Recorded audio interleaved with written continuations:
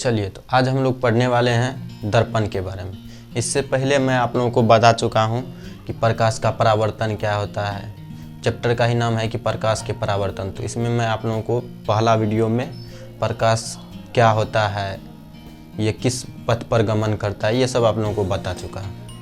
दूसरा वीडियो में मैंने डाला है कि प्रकाश के परावर्तन से आप क्या समझते हैं, इनके कितने नियम हैं, ये सब हम लोग पढ़ चुके हैं। अब हम लोग पढ़ेंगे दर्पण के बारे में। देखिए, इसमें आप लोगों को मैं विस्तार से नहीं बताने वाला हूँ।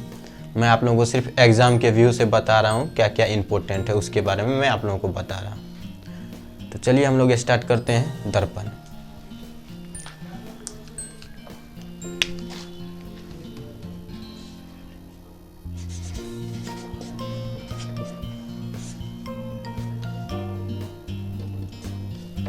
तो इसमें से हम लोग सबसे पहले जानेंगे कि दर्पण होता क्या है। तो दर्पण क्या होता है? तो एक प्रकार का शीशा होता है। हम लोग सब जानते हैं कि हाँ, दर्पण क्या होता है, एक प्रकार का शीशा होता है। इसका परिभाषा हम लोग किस तरह से देंगे?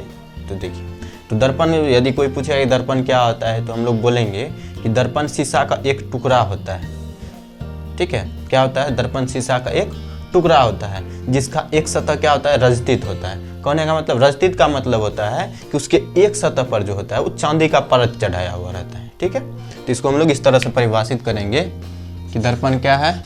तो दर्पण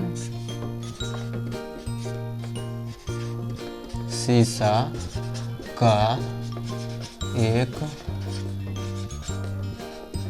टुकड़ा होता है जिसका क्या होता है? जिसका एक सतह रजतित होता है, अर्थात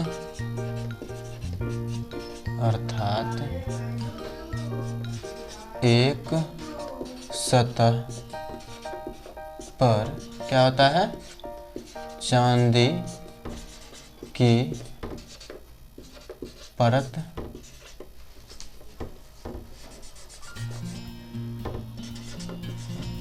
चढ़ी रहती है। इसका फिगर हम लोग बनाना चाहे तो इसे बना सकते हैं। ये आपका ये दर्पण हो गया। ठीक है, तो ये आपका रजतित सतह है। हम लोग क्या जानते हैं कि एक परावर्तक सतह होता है, परावर्तक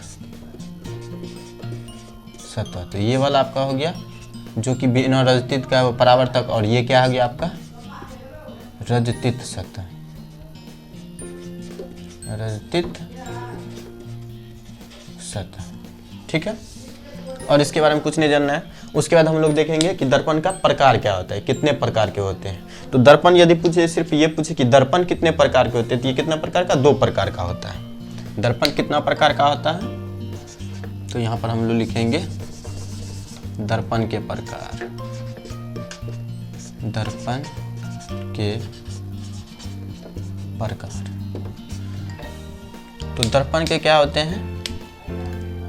तो दर्पण के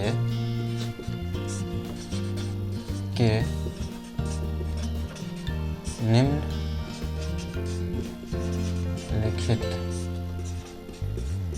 2 प्रकार होते हैं।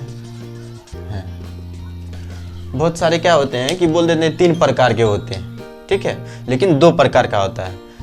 बहुत के दिमाग में रहता है कि नहीं, 3 प्रकार का होता है, समतल दर्पण, गोलीय, ये उत्तल दर्पण, अवतल दर्पण। तो ऐसा नहीं होता है। दर्पण 2 प्रकार का होता है, समतल दर्पण और गोलीय दर्पण। उसके बाद गोलीय दर्पण जो होता है वो 2 प्रकार का होता है। गोलीय दर्पण 2 प्रकार का होता है। उसका प्रकार होता है क्या? उत्तल दर्पण और अवतल दर्पण। ठीक है, तो दर्पण के बारे में सिर्फ पूछे तो इसमें क्या बोलना है कि दर्पण सिर्फ 2 प्रकार का होता है। कौन कौन? तो इसमें पहला हो जाएगा आपका, पहला हो जाएगा समतल दर्पण, समतल दर्पण। ठीक है, और दूसरा क्या होता है? गोलीय दर्पण। ठीक है,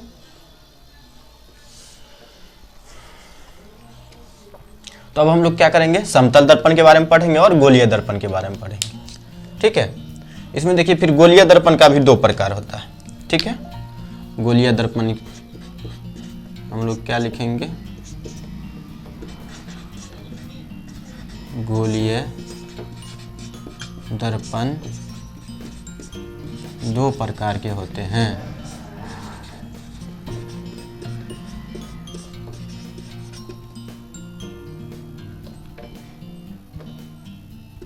क्या हो जाएगा, पहला हो जाएगा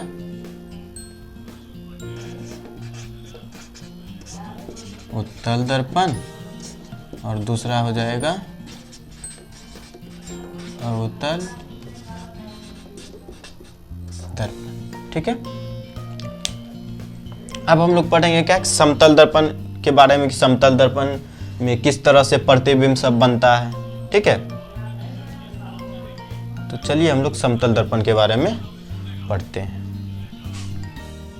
तो चलिए हम लोग समतल दर्पण के बारे में पढ़ते हैं। तो सबसे पहले समतल दर्पण होता क्या है, समतल दर्पण। तो समतल दर्पण क्या होता है, तो इसका परिभाषा हम लोग इस तरह से दे सकते हैं, वह दर्पण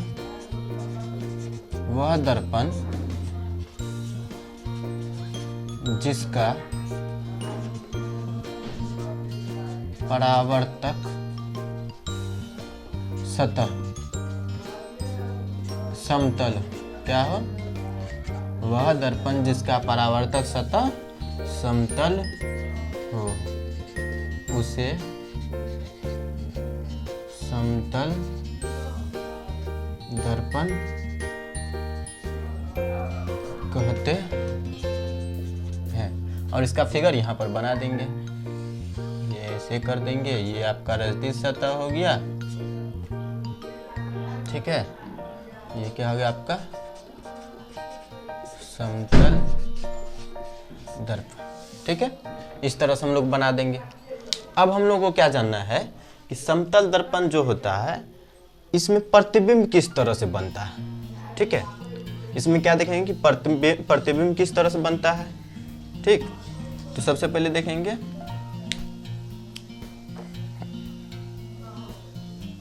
इसमें हम लोग देखेंगे कि समतल दर्पण द्वारा बने प्रतिबिंब की विशेषताएं। समतल दर्पण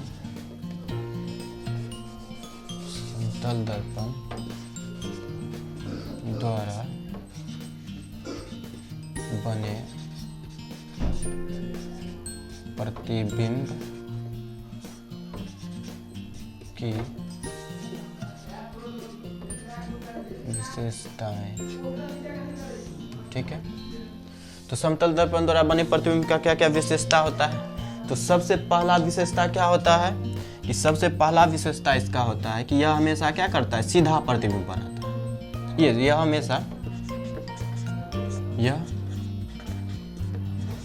हमेशा दर्पण के पीछे प्रतिबिंब बनाता है,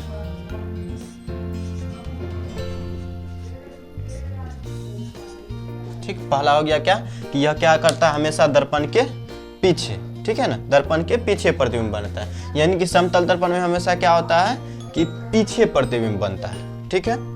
दूसरा क्या बोलेंगे, दूसरा हम लोग बोल सकते हैं यह हमेशा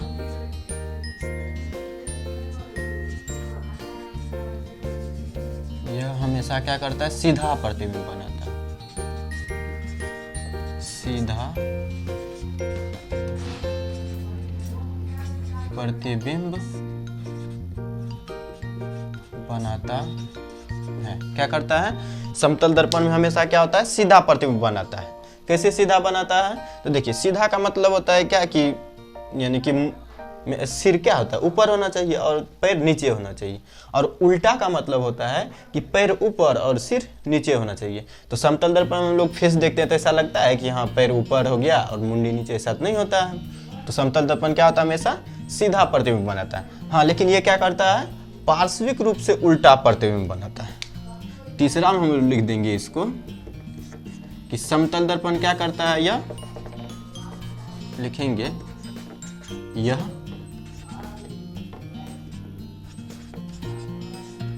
पार्श्विक रूप से उल्टा प्रतिबिंब बनाता है। क्या होता है ये? पार्श्विक रूप से उल्टा प्रतिबिंब बनता है। अब पार्श्विक रूप से उल्टा का मतलब क्या होता है? तो देखिए, पार्श्विक रूप से उल्टा का मतलब क्या होता है कि जैसे कि कोई दो व्यक्ति एक दूसरे के अपोजिट खड़ा यानी कि खड़े हो जाए, दो व्यक्ति एक दूसरे के आमने सामने खड़े हो जाए, तो यदि हम अपना दायां हाथ उठाए तो उसका क्या होगा? बायां हाथ ऐसे उठेगा, और हम अपना बायां हाथ उठाए तो उसको दायां हाथ उठाना पड़ेगा। तो यानी कि इसको हम लोग परिभाषित कर सकते हैं कि जब हम लोग क्या करते हैं, दर्पण में प्रतिबिंब देखते हैं, तो यानी कोई वस्तु है तो उसका दायां भाग जो है प्रतिबिंब का बायां भाग, और वस्तु का बायां भाग प्रतिबिंब का दायां भाग जब दिखता है, इसको हम लोग बोलते हैं क्या, कि ये पार्श्विक रूप से उल्टा प्रतिबिंब बन रहा है। ठीक है, तो वही पार्श्विक रूप से ये क्या करता है? उल्टा प्रतिबिंब बनाता है। उसके बाद चौथा हम लोग क्या लिख सकते हैं? चौथा हम लोग लिखेंगे कि यह क्या करता है? यह हमेशा वस्तु के बराबर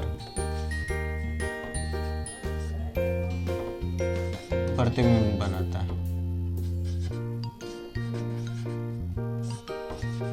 यह क्या करता है? जितना बड़ा वस्तु होता है उतना ही बड़ा इसमें प्रतिबिंब भी बनता है।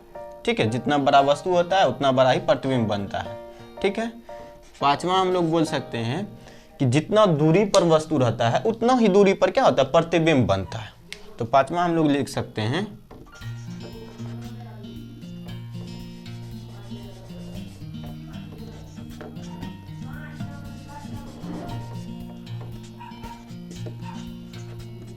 जितना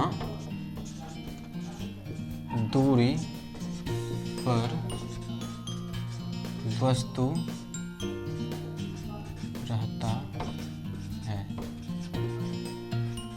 उतनी ही दूरी पर प्रतिबिंब बनाता है। इस तरह से इतना लिखिएगा तो बहुत काफ़ी है कि हाँ, यह पूछेगा आप लोगों से कि समतल दर्पण द्वारा बने प्रतिबिंब की विशेषताओं को लिखें, तो उसमें क्या होगा? पहला हो जाए कि यह हमेशा क्या करता है? दर्पण के पीछे प्रतिबिंब बनाता है, यह हमेशा सीधा प्रतिबिंब बनाता है, यह पार्श्विक रूप से क्या करता है? उल्टा प्रतिबिंब बनाता है, यह हमेशा क्या होता है? वस्तु के बराबर प्रतिबिंब बनाता है, और जितनी दूरी पर वस्तु रहता है उतनी ही दूरी पर क्या करता है? ये प्रतिबिंब बनाता है। ठीक है, तो इस तरह से हम लोग क्या यानी कि समतल दर्पण द्वारा बने प्रतिबिंब की विशेषताओं को भी जान गए। और इसमें कुछ कॉमन बात है, इसमें कुछ नोट लिखना है। देखिए इसमें क्या होता है कि वस्तु दूरी बराबर होता है प्रतिबिंब दूरी। क्या होता है? वस्तु दूरी बराबर होता है प्रतिबिंब दूरी। ठीक है, और क्या होता है? वस्तु की ऊंचाई बराबर होता है प्रतिबिंब की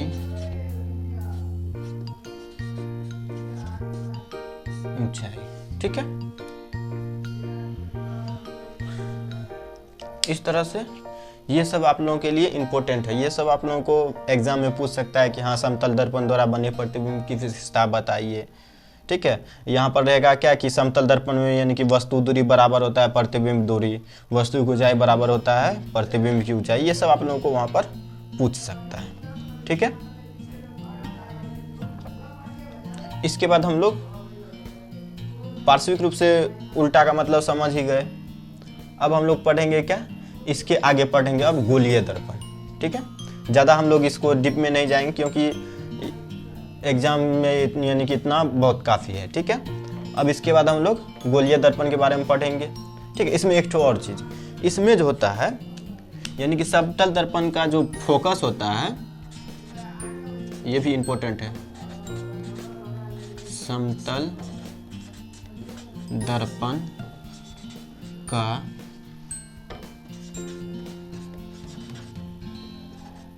फोकस दूरी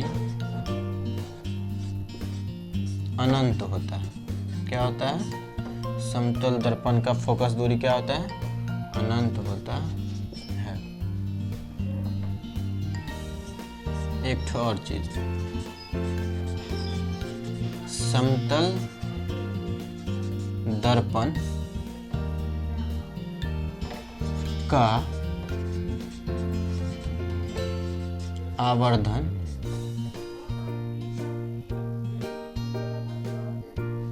ऐसे नहीं, समतल दर्पण